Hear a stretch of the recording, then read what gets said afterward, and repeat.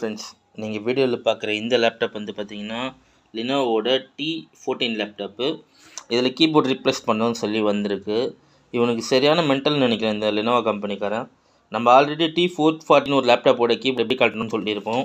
அதில் வந்து பார்த்தீங்கன்னா ஸ்க்ரூஸ்லாம் இந்த க்ரில் கேப்பில் இருக்கும், அதை கழட்டணும். அதுவே காம்ப்ளிகேட்டடான விஷயம். ஏன்னா மாற்றும் போது கழட்டி உடஞ்சா பரவாயில்ல, வேறு ஏதாச்சும் வேலைக்காக கழட்டி உடஞ்சிச்சின்னா ஒன்றும் பண்ண முடியாது. ஸோ இதில் எங்கே ஸ்க்ரூஸ் கொடுத்துருக்கான் அப்படின்னு பார்த்தீங்கன்னா, இது வரைக்கும் பார்த்தீங்களா, இந்த ட்ராக் பேட் மேலே ஒரு பட்டன் இதில் கொடுத்துருக்கான். ஸோ இதை நம்ம ஓப்பன் பண்ணிவிட்டு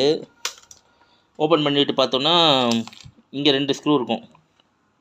ஓகேங்களா, இந்த ஸ்க்ரூவை கழட்டிட்டோன்னா இந்த செட் அப்படியே வந்துடும் தனியாக.